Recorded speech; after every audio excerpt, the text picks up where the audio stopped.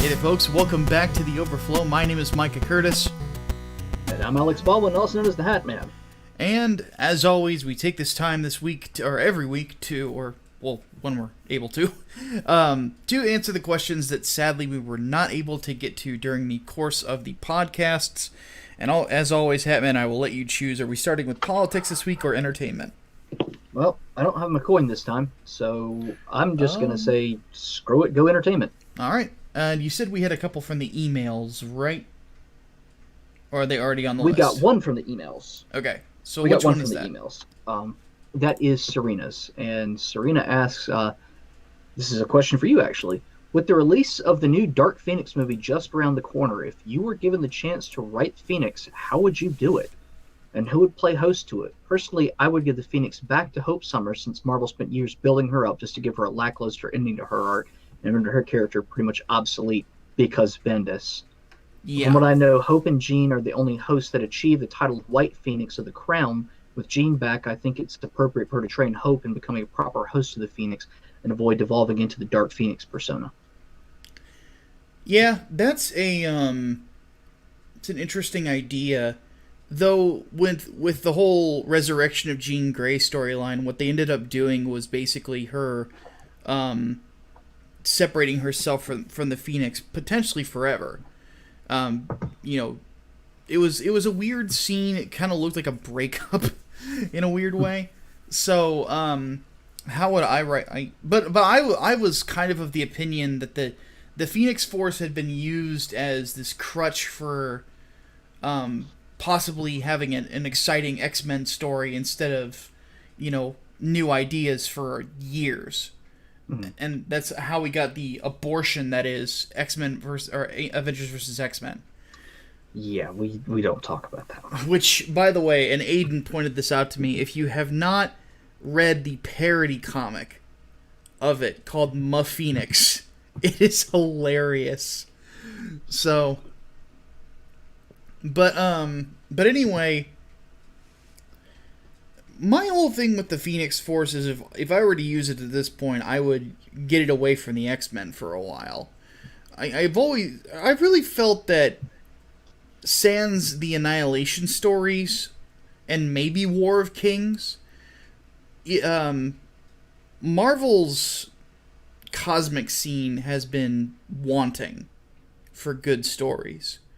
I would be interested to see maybe the Phoenix Force attach itself to an alien child or something like that, and it'd be part of a Silver Surfer story. Something along those lines. Which, by the way, we have been starving for a good Silver Surfer story for a long frickin' time. And it just doesn't happen. Like, they gave the book to Dan Slott, of all people, where he had Surfer give himself, like, a not girlfriend, and it was really, really bad. So,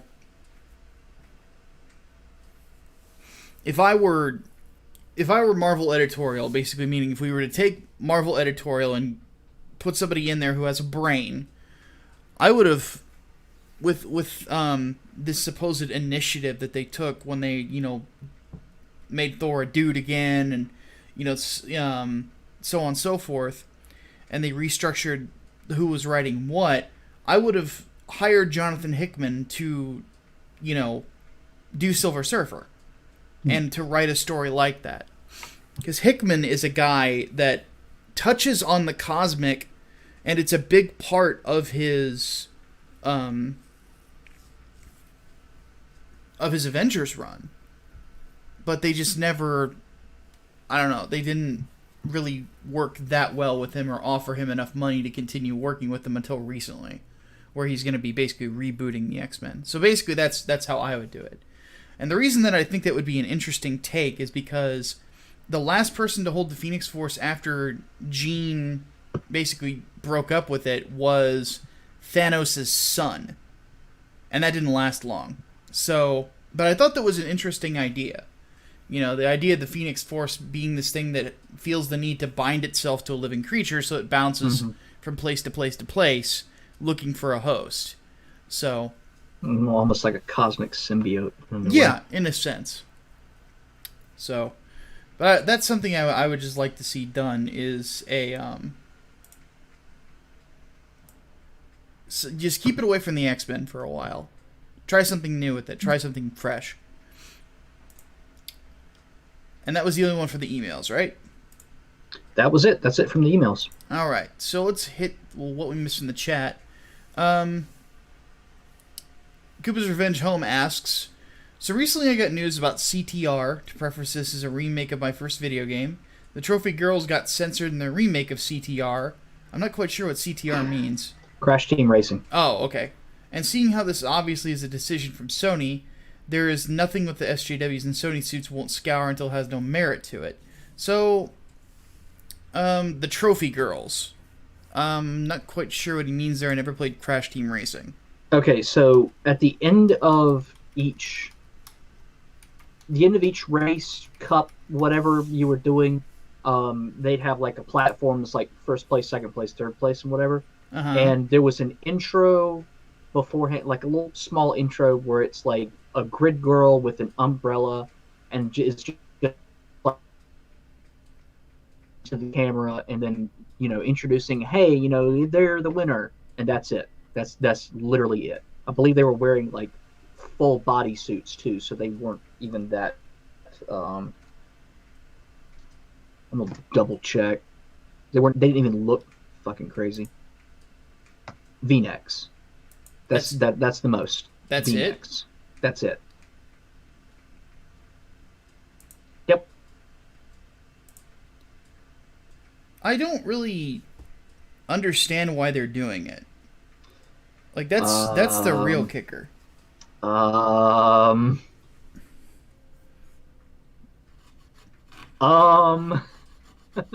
know that this particular one is furries, but just in general, when it comes down to it, I really don't see why they think this is actually going to benefit them in the long run. It's because censorships, as usual. It's the typical. This could be sexualized, so we need to get rid of it. I mean, and it was such a minor piece of the game too. Like, Well, it just strikes a puritanism, and puritanism in and of itself does not resonate with anyone except for people who are afraid of their own shadow.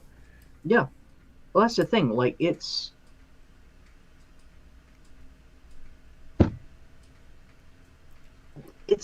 so fucking tiny. It's a tiny detail. It's like, for this, it would be the equivalent of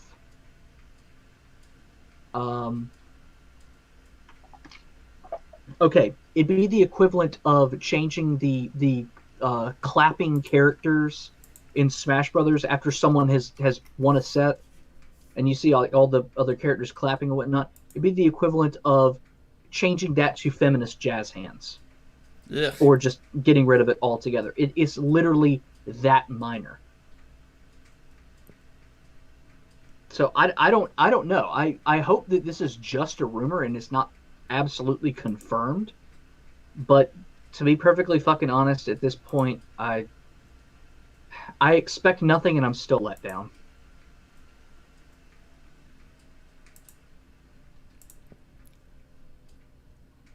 Yeah, Autis Whisper actually asks a question that's kind of continues on the same point. Is thoughts on Sony deleting a level in the video game Dream due to mature content? I guess statues with boobs are now problematic, even though Metro Exodus has topless strippers. Oh, God. Yeah, I really don't get it. I don't. Like, so if the game is M-rated, which I'm assuming this... I don't know anything about this game called Dream. I'm assuming it is. Dreams is a game that I believe is in a closed beta right now. Mm-hmm. From the makers of Little Big Planet, and it's pretty much a total open sandbox game design sort of thing. Like, you can make whatever the fuck you want. I've seen people make straight up like an X-Wing remake on there. Interesting. It's fucking crazy. But I'm I'm not surprised. Sony has sort of gone all in on this puritanism. Um, I mean, even outright saying like, yeah, we're changing our standards, and even Sony Computer Entertainment Japan is having to comply with it because Western audiences like, fuck that, Well, fuck it. even then, what's the evidence that this is what Western audiences want? I guess they're just listening to the games journalists because they're the loudest ones of the bunch, and they're the ones that actually have a fucking platform. I mean, sales figures, of course, aren't backing them up at all, Yeah. but they make the biggest fucking stink about it. And I guess they are tired of getting that kind of bad press, or maybe they just decided, you know what, if we throw a lot in with them, then they'll give us good press. So Which won't here we happen. go. No, it's not going to happen because your consumers are going to turn on you. I mean, we saw what happened just with the fucking Devil May Cry censorship. I mean, that was something little, but it still caused that much of an outcry. Yeah. And fucking bad translations and shit. Um, Fire Emblem Fates comes to mind. Oh God. And then there was a thing with fucking Catherine recently, the whole dead naming thing. That holy shit, that was a shit show. Did you see the end of that? No. As predicted, a lot of the people that were raising hell were saying, "Well, I'm still not going to buy the game anyway," because they thought this was a good thing in the first place. Don't apologize to people that They don't buy refuse your to products. accept Yeah. one. Yeah, just don't. Word of wisdom to everyone out there. Don't apologize to the people who wouldn't forgive you anyway. Yeah. And this is one thing that I think that some markets I think are going to need to get a grasp on, is that these social justice types don't really play video games. They don't. If they do, they play maybe walking simulators or something like that. Like, it's hard Yeah, telling what they play. it's fucking And indie titles. yeah, basically. And they only read 2 books, Harry Potter and the Communist Manifesto. They watch 1 television show. It's called The Handmaid's Tale. Like, that's it for them. The rest of it is just constant bitching on social media. And though I've realized that using the term SJW is better for your YouTube metrics than woke scold is, I like the term woke scold more, because that's what it is. It's this idea, this, like, the picture it gives in my mind is this fat white girl with hair shorter than mine, yelling at her computer monitor that her father bought her. Like, that's basically what it is. It's like they only have the kind of power that you give them. If you refuse to give them that power, then it goes nowhere. So, I don't know. I think that it's spineless from Sony, for sure. And that's part of the reason why I'm just not buying as many games on my PlayStation 4 anymore. Mm-hmm. It's like, I got Conan Exiles for free. And I noticed that there was no option for nudity in it. And I'm like, I don't like the idea of you taking an option away from me. Even though I wasn't going to use it. It's like, what? Like, maybe there's an immersive quality to it or something like that. It is kind of weird getting attacked by savages that are completely nude and their cocks are swinging in the wind. It's actually kind of funny. But in all seriousness, though, it's like, the game is M-rated. It has the ESRB rating on the game. You put it on your store pretty significantly so people can see it. And you can look and see what details that rating. Why would I need it censored any further? If I'm not interested in it, I'm not going to buy it. And that's the problem that I have with this, is that you have a market that is largely free from government censorship and has been able to regulate itself. Why would you feel the need to do something that people wanted you to do back when the ESRB was formed. And this is, the libertarian side of me screaming, but it's like, we don't need this sort of nonsense. If people don't want it, they don't buy it. That's the end of it.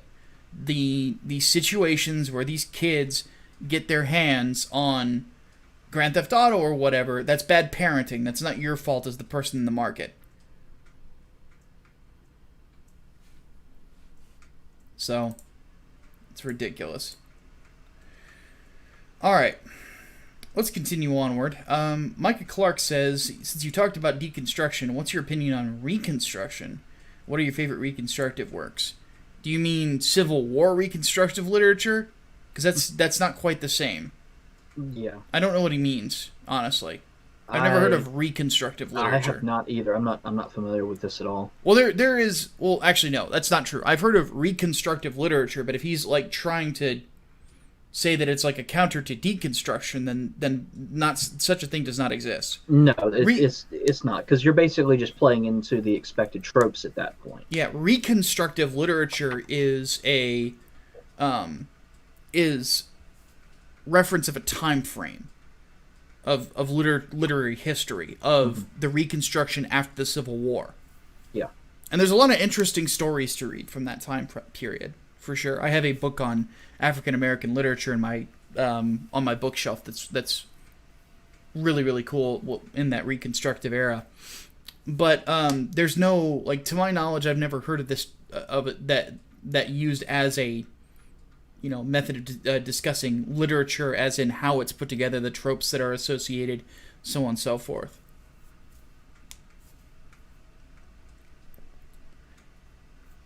So, yeah. Daniel Garza has a quick one. What issue of Macademia did I get blown up in? I want to say it was the first book. It was the first one. Because I haven't read the second one. I wouldn't know if you get blown up or ripped to shreds or whatever in that one too, but the first one for sure. Yeah, who was it that blew me up? I don't even remember. It was just a random explosion. I don't remember if it was directly sent by anyone or if it was just stuff exploding. Yeah, I was just like, it's just a reference. Like, I'm just a bystander. Yeah. So. Yeah, that's all. And supposedly there's one of me in Trump Space Force too, though I'm not 100% sure on that one. Yeah, I'll have to see that one. Chuck hinted at it when I talked to him. So. Chuck and Tim both did. So, all right. Matchstick wants to know what's some of your favorite X-Men members and why. So let's do top 3 each. So obviously Wolverine for me. That's a dud. I don't need to go into detail on that. Second would be Beast. I love Hank McCoy. I think that he's a ridiculously interesting character, especially his animated series version. I always loved the random quotes that he would drop, and then of course there's the quote that he dropped from John Wesley that got my dad to start watching the show with me. So that's so Beast is like my dad's favorite X-Man. He always compared me to him because I am a pretty smart guy and I'm gigantic with huge hands and huge feet. Like as Hatman has said, when people see like me in comparison to other human beings, you will get why my dad would compare me to Hank McCoy. Yeah. So, and then third would probably be Nightcrawler. Mm-hmm. Kurt Wagner is an awesome character. That's one of those characters that if I ever got the chance to write a mini-series, I would love to do. But will probably never happen. So, Hatman, what about you? What's your top 3? Cyclops, Charles Xavier, and I would have to say Colossus also. I think it's kind of interesting that you've got the stalwart honest and true guy, almost like an all-American hero, but a Russian. Yeah. Especially when you have the complexities of all the other characters as well, and considering how in X-Men, it's especially with the X-Men, it kind of blurs the lines between, right and wrong, good and bad. Mm-hmm. You can say with a straight face, yeah, Colossus is a good guy. Oh yeah. Probably, I would say of all the X-Men, he's the most chivalrous. Yes, absolutely. You look at the way that his relationship with Kitty Pryde was always written, when it was written well, i.e. not by Guggenheim, mm-hmm. You would see that he's a very very chivalrous character. He, like, if we were to continue, he would have been my number 4. Mm-hmm. I love Colossus too. So, and that's kind of the funny thing about the Deadpool films, is they kind of play off of that and get a little bit ridiculous with how much of a goody two shoes Colossus really is. But they do nail the character in a lot of ways. Like when he's fighting Angel Dust, and one of her boobs slips out, and he goes, "Oh, you might want to." Yeah. That's something he would do. Yep. So. Absolutely. I mean, he had the powers of the Juggernaut, and then he was like, "I'm too dangerous with these." Yeah, exactly. That's. Yeah, he ended up getting rid of him at some point because he didn't want to be Sidorak's slave. Yep. I think he volunteered to be locked up at some point too with him. Yeah, he is very noble soul. This is part of the reason I've always liked him. Absolutely. And then Dank Horse Elric asks, the disappointing ending of... He doesn't specify, but I have a feeling he's asking about Game of Thrones. Yes, Game of Thrones. Seems to have sparked renewal of interest in Lord of the Rings. Do you think more interest in Lord of the Rings is a good thing, or will this be more of an invasion? Well, if you're going into Lord of the Rings looking for the same elements you got out of Game of Thrones, you're going to be disappointed. Because it's a very different type of fantasy. Very different. There's no politicking. Except for, Denethor's his name, I think. The father of, Yeah, it is Denethor. The Steward of Gondor. That's about it. I don't know. And that's because he's a paranoid old man. So... Yeah, it's Denethor. He's the father of Boromir and Faramir.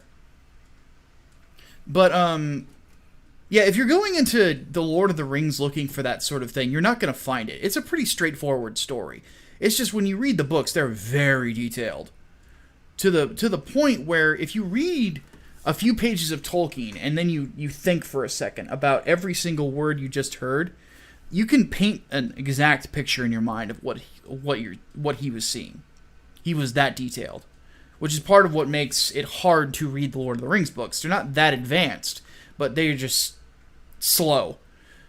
But anyway, but if you're looking for because that was, in my opinion, the main draw of Game of Thrones was kind of the political angles, and when you remove them, the story suddenly becomes that much less interesting. Mm-hmm. Which is sort of why, in a way, as the story continues onward, it was kind of doomed to become more simplistic.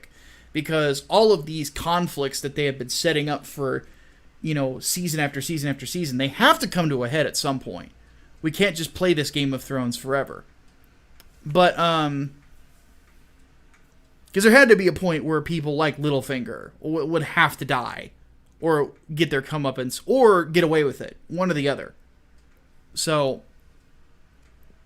but yeah, as in regards to an invasion, I don't know. I think that, again, it just goes to my point, is that if they try to get into Lord of the Rings because they're coming off of Game of Thrones, they're just going to end up disappointed because it's not going to be what they're looking for. Funnily enough, you could get more of what a lot of people liked in Game of Thrones by watching House of Cards instead. Well, House of Cards also had a really shitty ending. Well, yes, there is that too. But watch the first 2 seasons of House of Cards. then just assume it ends there. Yeah. But that's generally just the point, though, is that like those sort of complexities you don't really get in Game of Thrones or in Tolkien. Now there are other works that are inspired by Tolkien that you could get into that have similar elements. Dragon Age Origin, like there are video games. Dragon Age Origins is a good example because Origins like was one of the first games that I can think of that pulled from A Song of Ice and Fire. And then also pulled from, Tolkien stuff as well. The Darkspawn are basically orcs, but more Satan. And Planescape Torment is another good one, or Baldur's Gate and Icewind Dale, like those the old BioWare titles. And stuff like that, I think, would be kind of more what people are looking for in regards to their fantasy. And then if they want their SJW stuff, they've got all the new characters in Dragon Age Inquisition, basically. So, yeah, I think that at the end of the day, if they're looking for fulfillment from Game of Thrones in Tolkien, they're not going to find it. Hatman, what do you think? I almost think it's more of a craving for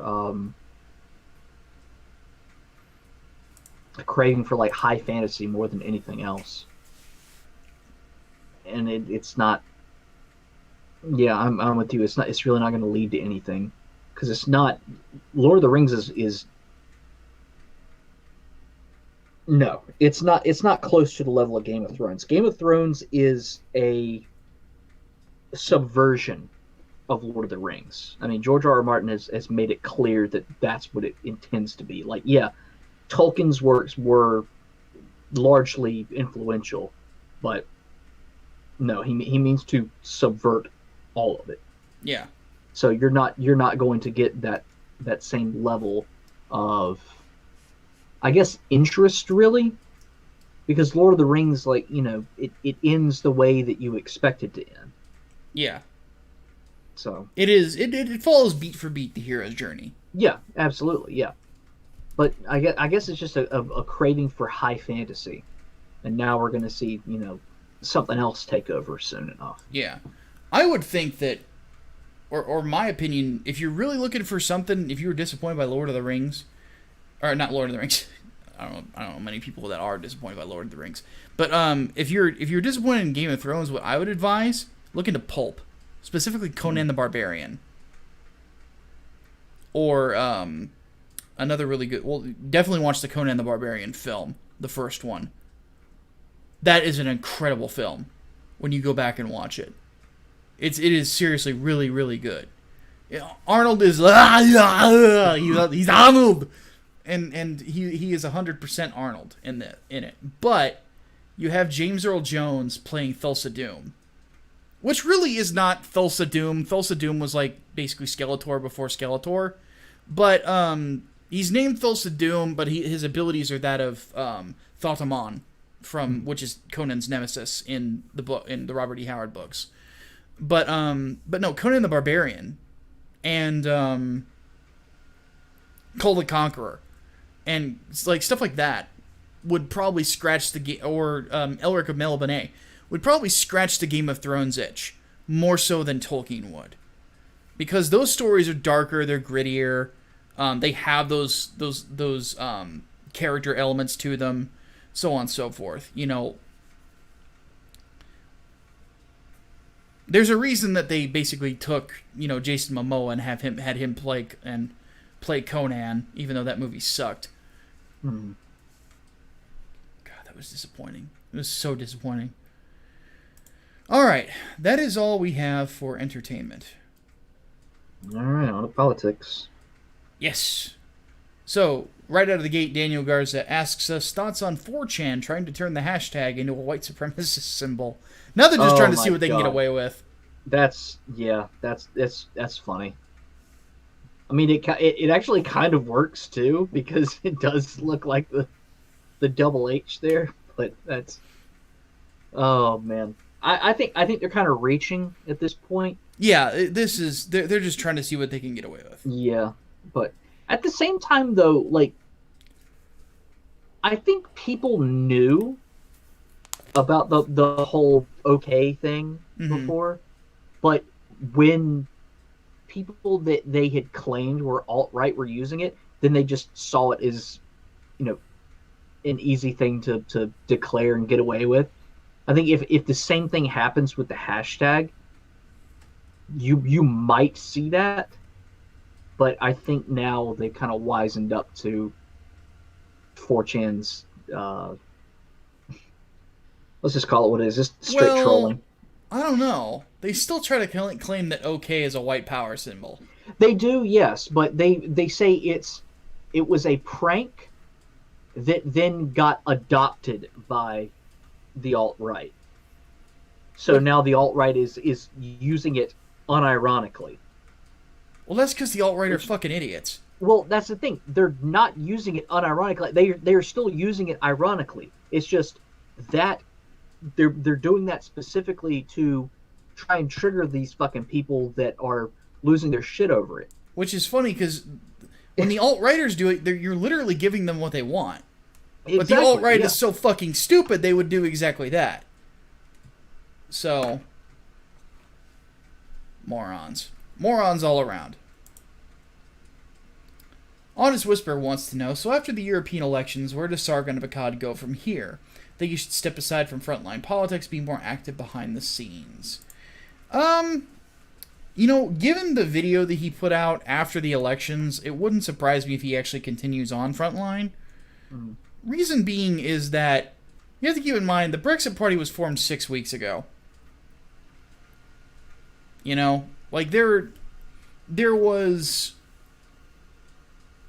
British politics are weird from just the outside looking in the sense where you could form a party where Nigel Faraj is literally, you know, working with anyone who just wants to leave the European Union to leave the European Union. It's basically a one-issue party. And the Brits went all in on it. They're like, yeah, this is a really good idea. Let's just vote for these guys. You know, like, nobody saw that coming. So when Faraj did that changed the whole game. And changed how things would have turned out. Now, I knew for an instant that, or right out of the gate, that some of these internet celebrities probably would not make it. I knew it's like Tommy Robinson trying to play Nelson Mandela wasn't going to work. Yeah. And this is nothing against Tommy, because from what I can tell, he has actually changed a lot of his political views over the years. But the simple fact that he started an identitarian group early in when it came to inserting himself into politics, he doomed himself. And that's one thing that's actually true of a lot of people who may try to redeem themselves and in a sense save their soul, but you know, their reputation, however, is unable to be mended. And like you go with like Jack Posobiec's another really good example of that. Jack Posobiec, I'm not of the opinion that Jack Posobiec is a racist, but during 2016 he was seen hanging out with Richard Spencer, like a lot of other people were in the MAGA crowd, you know, and that was because they had thought that, oh, the alt-right is just memesters. And then they found out later, no, these are legitimate white supremacists.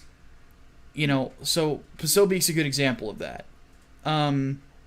Mark Dice is another one. Mm-hmm. Mark Dice published a lot of shit that was very anti-Jew and very scummy. You know, do I think that he still holds those views now? Hard to say. But you know, you do it once and you're fucked forever when it comes to politics, because people don't know you. Mm-hmm. They can only go what you've done. So, but needless to say, though, I think Sargon will probably stick around. I think that he will probably run for MP with the next elections, because the next elections will be for local, and the Brexit Party has no local anything. That's because that's not what they're doing. They exist purely to get into the European Union and get Britain out of it. That's it. That's all. And then from what we're assuming is that they're going to be done. Do I think Nigel Faraj should stay in politics? Yes. I think that he should stay frontline as well. Reason being is I think that he would be a better prime minister than a lot of other people would be.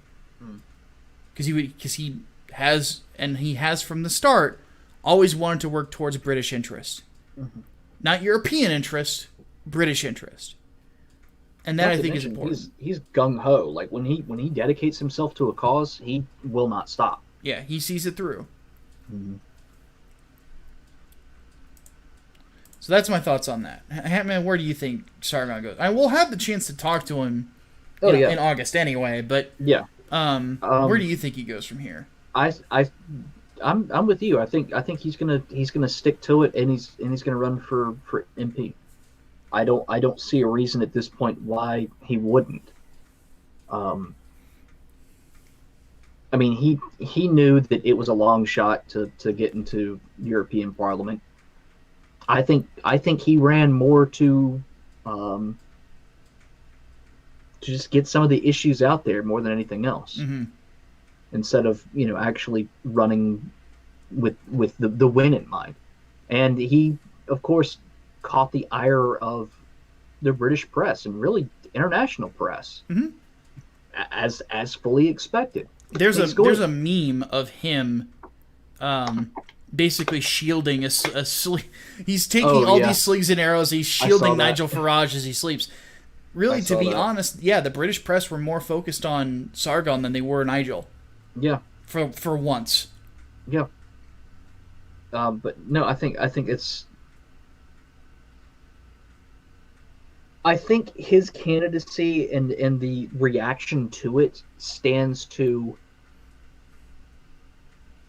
cause more of an effect for people who see this and suddenly think, wait a minute, what the fuck is going on here? Why are you going after this dude so fucking hard? Because I mean, we had, at least here in the States, when you had like out and out white supremacists or like super fucking racist running for office, it got a report, and then you didn't hear about them until the election results came in, or if they, were dropped from the ballot for whatever reason.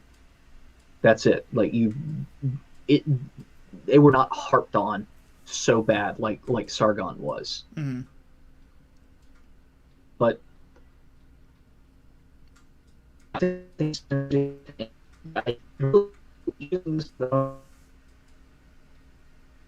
you kind of roboted out there, Hatman. And I lost him. There he is. Say that again. I think he can do it. I think Sargon stands to red pill people more than his YouTube channel would, and I don't like using that term, but I don't think there's anything more appropriate. Yeah, that's very true. So, and I'm hoping that we start to see more of that, because we see him do that. We see Steven Crowder doing the change my mind stuff and going out and interacting with people and talking to them. It is, in a weird way, a sort of political evangelizing, but it gives people the chance, just normal average Joes, to walk up to you and as this public figure and ask you a question. And hell, we've built our entire brand on answering questions. That's what this fucking show is. We answer questions every week. And even if there comes to a point where we can't get to chat questions anymore, and it's basically just people throwing money at us, like they certainly did this week, which, thank you again. Yeah. You all saved my ass, like seriously. But we would still do something. Find something. Maybe turn the Overflow into its own live show for politics and entertainment questions, But that's something I think that's a good idea, is if you have an idea and you have strong conviction in these ideas. This is something I always told people when I was in college, is that you can't shy away from debate and you can't shy away from discussion, because if you do, you risk the chance of losing legitimacy, and you risk people who want to know more about these ideas not knowing them and not having points of reference.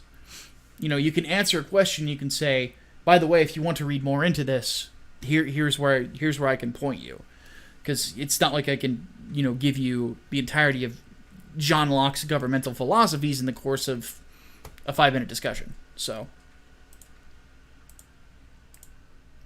all right, Matchstick wants to know, why or why shouldn't our Governor Caesar take over the Gallic, German, and Britannic territories for the Republic?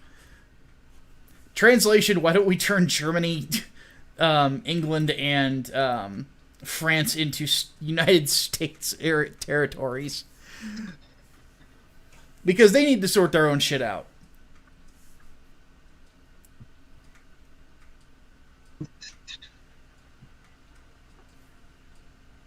Do you want the fall of the Republic? Yeah. Do you want the fall of the Republic? Because that's how we get the fall of the Republic. Oh my god. Yeah, that's basically the answer to that.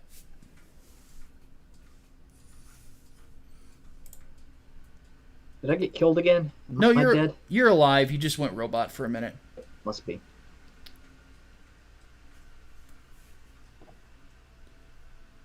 I'm really delayed then. No, you're good. Okay, I just turned off. I'm on a very, very delay. I can tell at this point. Well, my internet sucks. Yeah, the video is kind of not there, but the audio is coming through fine, so don't worry about it.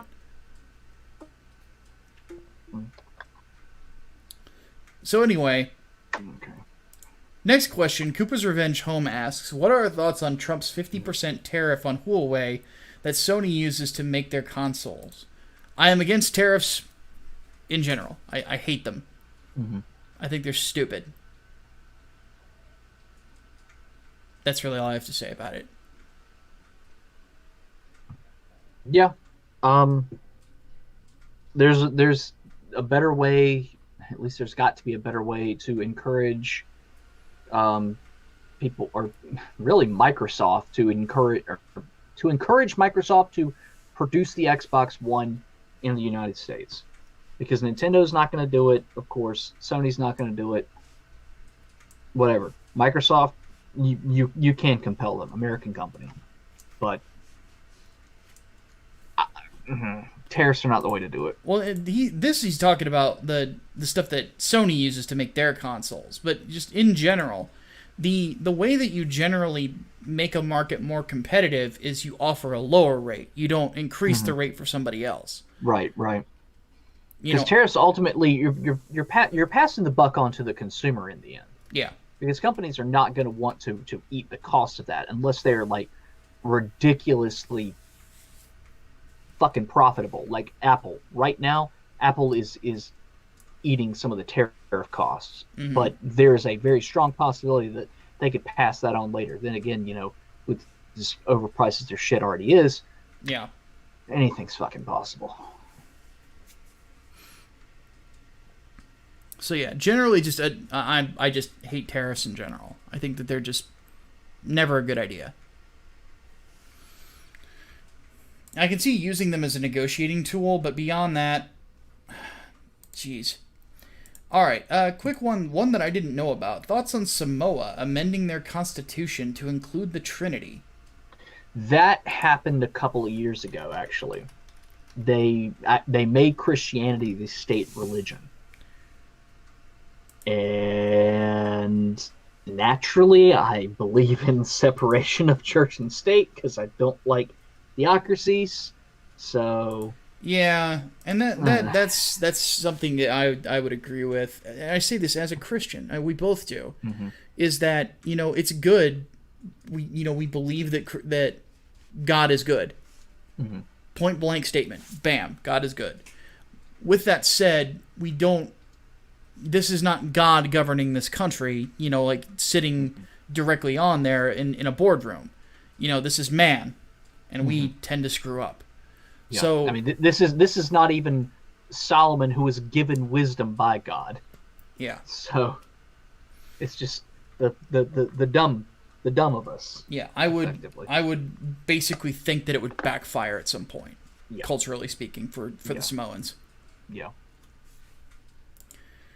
And then two more, and then we're going to end with this one on the Constitution. Micah Clark wanted to know, did we know that in China you can visit the place that Mao started his revolution and buy a lot of Mao-related merchandise? I did not know that, and yes, that is ironic. That's almost as ironic as having to pay to get to Karl Marx's grave. Yeah. Then again, China is more capitalist than they're willing to admit at this point. Yeah, so. But with the Marx thing, I mean, why would I want to pay to get to a toilet?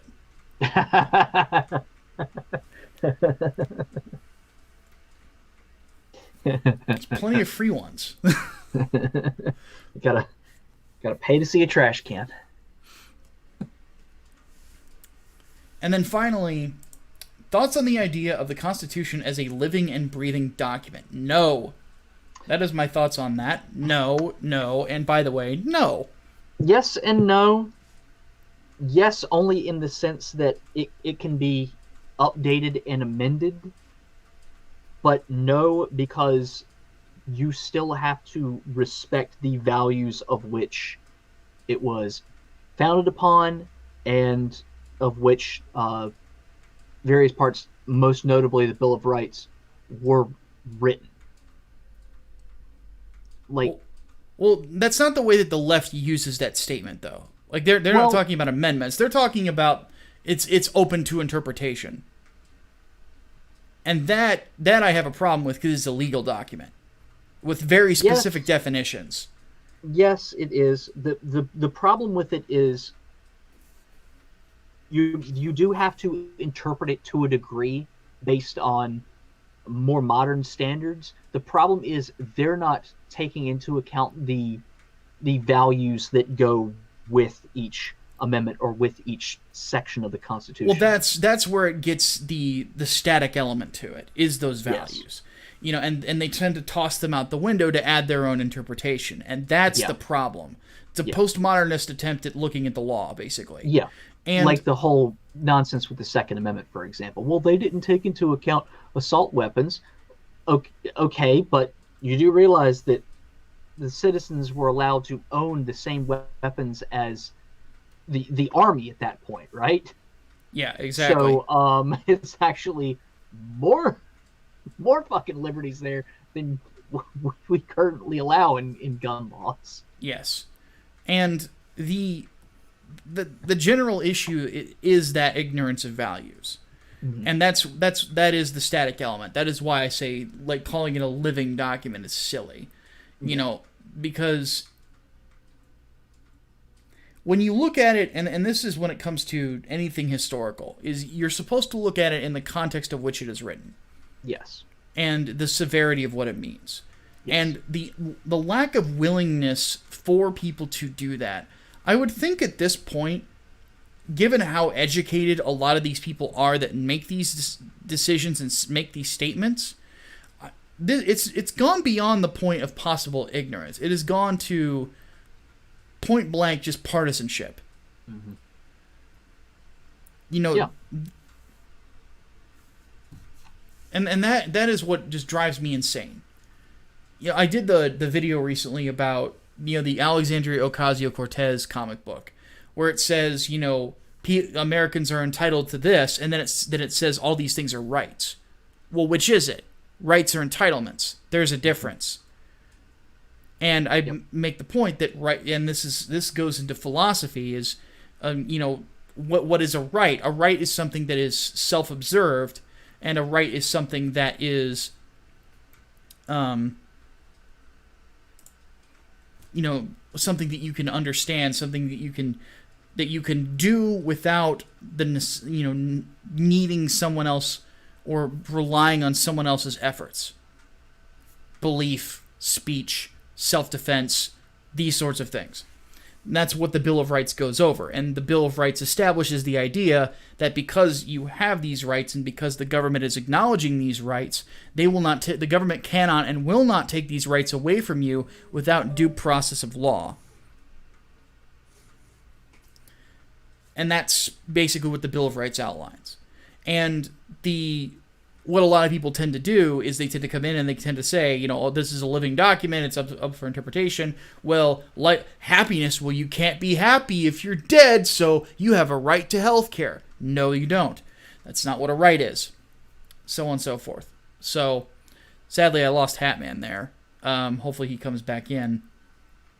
But yeah, I think that it's nonsense to call it a living, breathing document. I think that people want to add things to the Constitution to give them stuff because because they're selfish, because they're materialistic, they don't want a Constitution that protects you from government.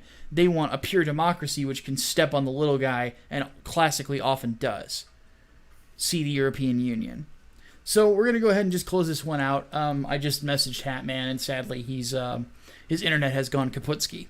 So we will be back this weekend, of course, with the podcast as per usual.